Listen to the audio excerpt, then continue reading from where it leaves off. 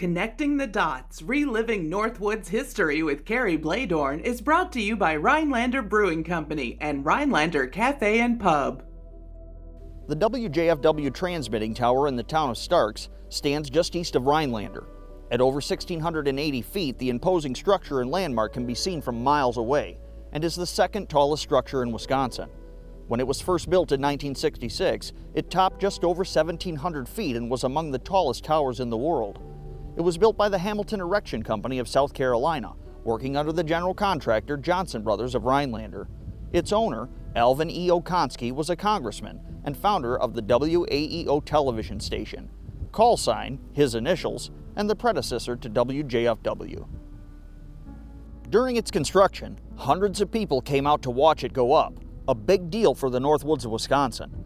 The station's studio offices were housed in a 98 by 136-foot single-story building at the base of the tower. Just a couple years after WAEO went on the air, the most tragic event in the station's history occurred.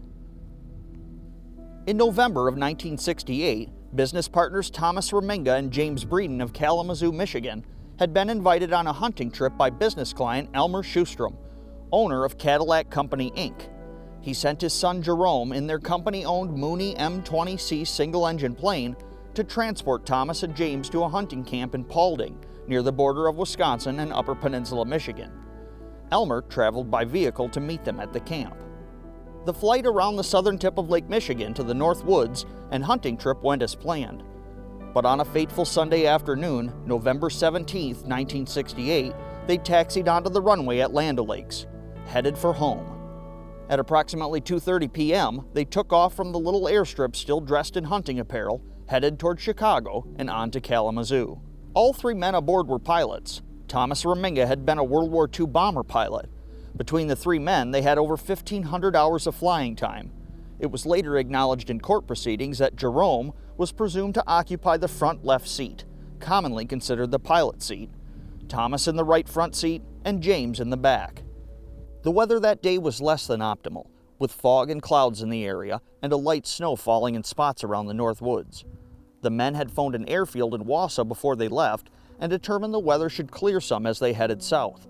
The men were flying under VFR, visual flight rules, that day, and between the three experienced pilots had decided it was safe to fly with visibility appropriate for their licenses and conditions above the minimal standards.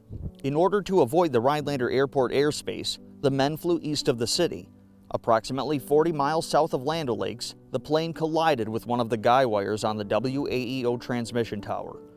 The tower was not designed to be freestanding, and displacing one of the guy wires caused the entire structure to collapse in a cacophony of shrieking and twisting metal. Several children, such as 7-year-old Buzz Dickinson, who lived in the vicinity of the tower, had been playing outside and heard the plane and subsequent crash. Upon hearing what had happened, Buzz's parents were in disbelief, but turning on the TV, they found Channel 12 had gone to static, an ominous sign. Below the tower, only 2 people were working that day, it being a skeleton crew Sunday: William Anderson and Dan Olson.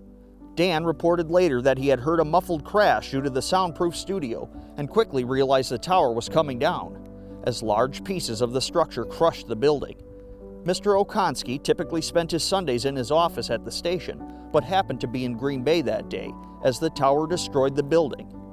Dan suffered cuts to his head and William a broken arm, but both men made it out alive. Sadly, all 3 men aboard the aircraft died on impact. The wreckage of the plane and tower covered a wide area. Before long, emergency vehicles and personnel began arriving, surrounding the site with flashing lights. Word traveled fast, and locals began showing up to witness the incident. Mr. Okonski rushed to the station and arrived later in the evening, where he was asked if he would rebuild. And he shakenly replied, "I don't know." The incident was devastating for the families of the men involved, the entire station crew, and the viewing area. Media reports of the accident flooded every corner of the country. The reasons for the crash involved a number of factors, including weather, unfamiliarity with the area by those flying, and lack of safety policies in place for tower guy lines, as they were neither marked nor lit, although the tower itself was. During the day, the cables that hold up the tower are almost invisible from the air, and much of the tower was obscured by clouds that day, according to witnesses. A decade after the incident, a landmark aviation lawsuit was settled declaring there was liability found and that the tower had been inaccurately marked on official government aviation maps at the time of the accident. Both the 1967 and 68 versions of the aeronautical sectional chart that included the area of the tower had depicted it in the wrong location. The tower had been planned to sit west of the town of Starks and south of the Sioux Line Railroad tracks, and due to an engineering issue, the tower had been built north of Starks and north of the railroad tracks. The map erroneously showed the tower in its planned location. This was an important point in that pilots flying under visual flight rules, especially in the age before GPS, often use features such as roads and railroad tracks to navigate. It was later found that such a map had been on board with the group. Alvin Okonski did rebuild. A new tower was constructed only slightly less tall than the original, and the station was back on the air by September of 1969, just less than a year after the tragic crash. A new station was built in Rhinelander where it stands today, far removed from the base of its transmission tower, still located in Starks. Even after more than 50 years, the WAEO tower plane crash is still remembered vividly by area residents. It often comes up in conversation as the worst event in Channel 12 history. The accident caused the FAA and FCC to update safety requirements and policies to avoid incidents like the WAEO tower crash of 1968. I'm Carrie Bladorn, and this has been Connecting the Dots, reliving Northwood's history on Newswatch 12.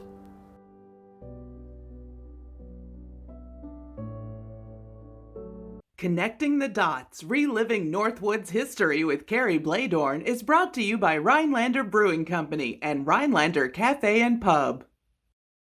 Thank you for watching Connecting the Dots on WJFW. If you have any Northwoods history you'd like to see covered on this program, feel free to send me a message on my Facebook page, Carrie Bladorn, Northwoods Historian, or email me at northwoodshistorian@gmail.com. Connecting the Dots, reliving Northwood's history with Carrie Bladorn is brought to you by Rhinelander Brewing Company and Rhinelander Cafe and Pub. Odds are you've seen a fire tower while driving around northern Wisconsin. Maybe you've wondered about their history. What does it look like from up there? Are they still in use? Wisconsin once had a vast fire tower lookout network, mostly in the forested and most fire-prone regions of the state. At the height of their use, 119 towers dotted the landscape. These steel structures were manufactured by the Aeromotor Company in Chicago, Illinois, which specialized in windmills used on farms. Many of the towers we see standing today were built during the 1930s by the young men of the Civilian Conservation Corps. They didn't use cranes or safety harnesses, just one piece at a time, bolted together by hand. They also staffed them in the early years, along with their forest firefighting duties. Here we are at Hodag Tower, just outside Rhinelander, one of the towers that was once part of the first line of defense in forest fire prevention. I have my friend Jake with me today. We both staffed fire towers years ago, so it will be fun to go up to the top again. Let's climb up and have a look.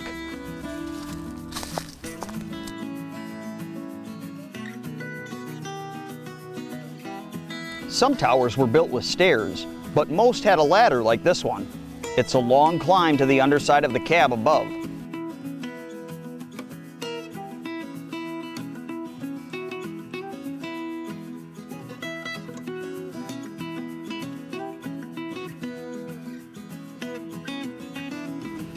Finally, up a small ladder and through a hatch, and we've reached the top. Once inside, the fire tower lookout monitored the forest between their tower and the horizon. The views from a lookout tower are unparalleled, as they are often built on the highest ground in the area. Depending on weather conditions, you can see up to 10 miles or more. If a smoke was sighted, the lookout used a compass table situated at the center of the cab, and binoculars to pinpoint its location.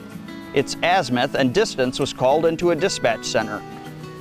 Other towers in the network would identify and report the same smoke, allowing the dispatch center to triangulate the location of a potential fire using a big map on the wall. With such large expanses of forest to monitor, forestry personnel could be quickly sent to inspect and fight the fire if necessary. Manned from May to September for many decades, their staffing was reduced to the peak forest fire season, between snowmelt and green-up in the spring. Wisconsin's fire lookout towers served their purpose for over 75 years.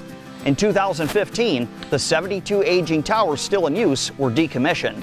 Today, the Wisconsin DNR monitors its forest for fires from above by airplane, relegating its towers to the history books.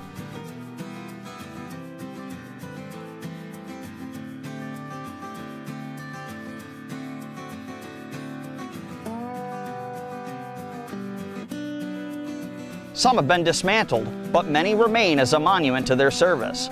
A few are open to the public, including one near Mountain, Wisconsin. It's open daily until October 31st, so go check it out. The views are worth the climb. I'm Kerry Bladorn, and this is Connecting the Dots, reliving Northwood's history on Newswatch 12. Connecting the Dots, reliving Northwood's history with Kerry Bladorn is brought to you by Fourth Floral, Mel's Trading Post, Rhinelander Brewing Company, and Ripco Credit Union. Thank you for watching Connecting the Dots on WJFW. If you have any Northwoods history you'd like to see covered on this program, feel free to send me a message on my Facebook page, Kerry Bladorn, Northwoods Historian, or email me at northwoodshistorian@gmail.com.